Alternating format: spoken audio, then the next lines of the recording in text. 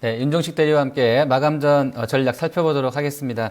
자, 오늘 바로투자증권 연결합니다. 윤 대리님 안녕하십니까? 네, 안녕하세요. 네, 자 시장이 오후장 들어서 낙폭을 좀 줄이려는 시도는 나옵니다. 일부 이제 자동차 섹터가 소비세 연장권 때문에 좀 올라오는 거 말고는 뭐 특별하게 또 섹터별로 아주 개선된 쪽은 흐름이 보이지고 있지가 않은데요. 자, 오늘 시장 좀 어떻다고 판단하십니까?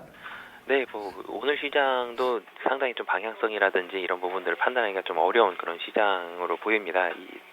낙폭이 오늘 거래소 기준으로 16포인트 정도면은 좀 크긴 한데 이 낙폭에 대한 폭 자체가 더 커지지도 않고 여기서 더 줄어들지도 않고 그리고 수급 자체도 좀 외국인의 매도세가 나오고 있지만 여기서 또 더 커지지도 않고 선물 쪽에서는 또 외국인의 매도가 나오고 있지만 기관이 또 매수세로 좀 강하게 좀 받아주고 있고 코스닥 쪽에서는 낙폭이 조금씩 줄어들고 있고 이런 부분들 본다면은 사실은 이 판단하기가 좀 쉬운 시장이 아닌데요. 전일 같은 경우 이 일본 영향으로 인해서 증시가 비교적 견조한 모습들을 보여줬는데 금일 같은 경우는 또 일본도 많이 하락을 하고 있고 그런 부분들 본다면은 금일 시장은 좀 기계적으로 그냥 유가 하락으로 인해서 좀 하락한다 이런 식으로밖에 좀 말씀을 드리기가 힘들 것 같고요. 전체적으로 굉장히 좀 불안한 시장이다라고 좀 말씀을 드릴 수 있을 것 같습니다.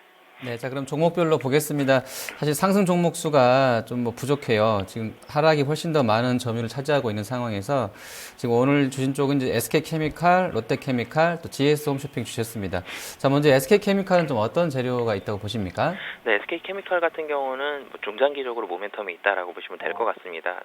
작년에도 그렇고 세포배양 쪽으로 백신 관련한 그런 기대감들이 좀 많았었는데 금년에 이제는 본격화되는 그런 시기다라는 내용의 레포트가 금일 좀 나왔었고요. 파이프라인이 백신 파이프라인이 상당히 좀 많기 때문에 이런 부분들은 2016년에는 지속적으로 좀 나온다. 그렇게 본다면 중장기적으로는 상당히 좀 매력적인 그런 부분이다라고 보시면 될 것 같고요. 섹터가 모멘텀은 백신입니다. 하지만 섹터가 화학 쪽으로 묶여 있기 때문에 화학 쪽에 있어서 강하게 올라갈 때는 프로그램 매수, 좀 프로그램으로 매도 나올 때는 SK케미칼도 같이 좀 매도가 있기 때문에 매매하실 때는 섹터에 대한 영향력도 좀 고려를 하시는 게 좋을 것 같습니다. 네. 자, 그리고 롯데케미칼은 예상보다 실적이 잘 나오게 되면서 어제 오늘 좋습니다. 바닥권에서 아주 한 6% 이상 올라가고 있는데요. 이 종목은 추가로 좀 상승을 좀 노려볼 수 있겠습니까?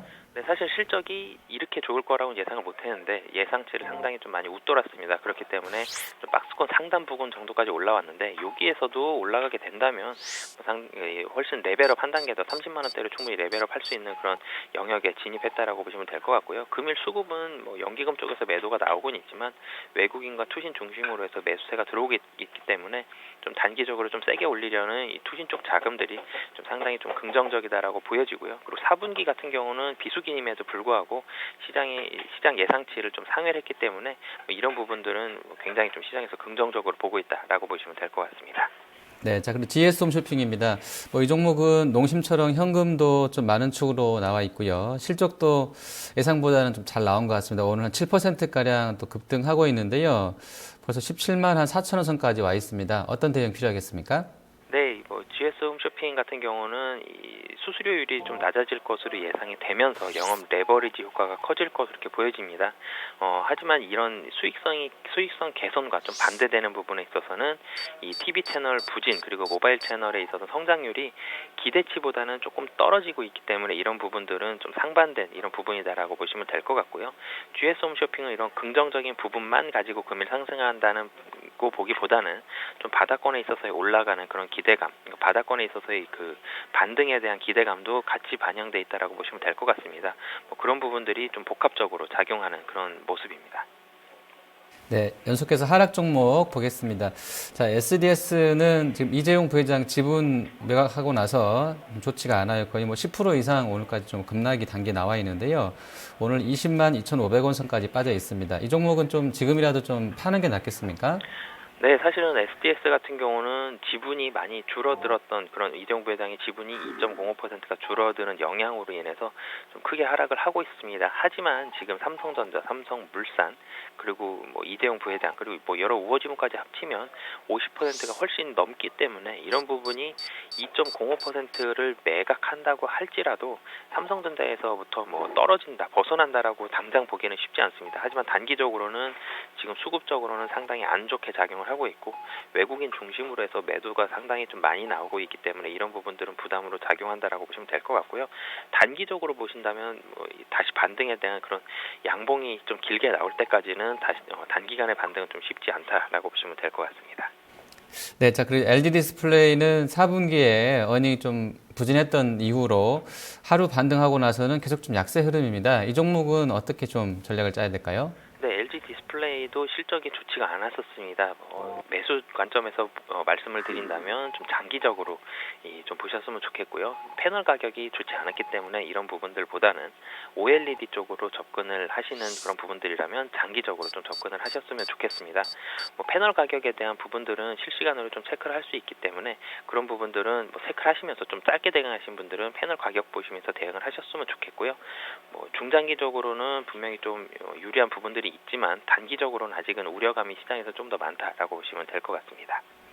네, 자, 그리고 현대차 보겠습니다. 오늘 뭐 실적이라든지 1월 판매량보다는 정부의 부양 조치, 6월까지는 이제 개소세가 30% 인하되는 조치가 오전장에 나왔습니다. 그 재료 나오고 나서 낙폭은 줄였습니다만 아직도 좀 하락권에서 머물고 있는데요. 자, 현대차는 어떤 전략 구성해야 되겠습니까? 네, 현대차 같은 경우는 일본에 좀 직격탄을 맞았다라고 보시면 될 것 같습니다. 일본과는 직접적으로 가장 영향이 큰 게 자동차 산업인데 이런 부분들이 일본 엔화의 약세로 인해서 직격탄을 맞았고요. 금일 같은 경우는 이 개소세 인하의 효과를 반영을 하면서 낙폭을 줄이고는 있지만 아직은 조금 부족한 상황이다라고 보시면 될 것 같습니다. 아직 긍정적으로 드라마틱하게 현대차의 실적이 좋아질 그런 부분들은 보이지는 않지만 바닥권에 있어서의 그런 가격적인 메리트 이런 부분들은 충분히 반영이 된다라고 보시면 될 것 같고요. 이 밸류에이션적으로 메리트가 있는 종목하면 대표적으로 자동차와 은행이 나옵니다. PBR 같은 경우를 본다면은 이제 겨우 아직 1배도 채 되지 않습니다. 그런 부분들 본다면 중장기적으로 밸류에이션 매력은 충분하다라고 이렇게 보여집니다. 자, 마감 전략 들어보겠습니다. 우리도 뉴욕장과 비슷한 것 같은데요. 다행스러운 건 금융주라든지 일단 광산이나 에너지 업종의 비중이 높지 않다는 부분일 것 같고요. 지금 섹터별로는 화장품하고 정유화학 들어가 있는 화학 섹터가 그나마 좀 선전하는 것 같습니다. 마감까지 한 40여 분 남겨놓고 지수는 1890선 그리고 코스닥도 680선 부근에서 그냥 좀 멈춰 있는 상황인데요. 자, 어떤 전략으로 마감 대응해야 되겠습니까? 네, 굉장히 좀 불안한 장이다라는 말씀을 거의 매일 드리고 있는 것 같은데요. 최근에는 울고 싶은데 누군가가 뺨을 때리면 바로 울어버리는 그런 좀 아슬아슬한 그런 시장이다라고 보시면 될 것 같습니다. 이 환율도 잘 보셔야 되고요. 그리고 유가도 잘 보셔야 됩니다. 국제유가 같은 경우는 사실은 30불대에서는 반등을 할 가능성이 높지만 아직 확실하게 확인된 부분들은 없기 때문에 이런 부분들에 있어서 저가적으로 중장기적으로 접근한다면 충분히 유효하다라고 보여지고요. 환율과 국제유가를 잘 보셨으면 좋겠습니다. 네, 알겠습니다. 오늘 말씀 잘 들었습니다. 네, 감사합니다. 네, 마감 전 업앤다운 윤정식 대리였습니다.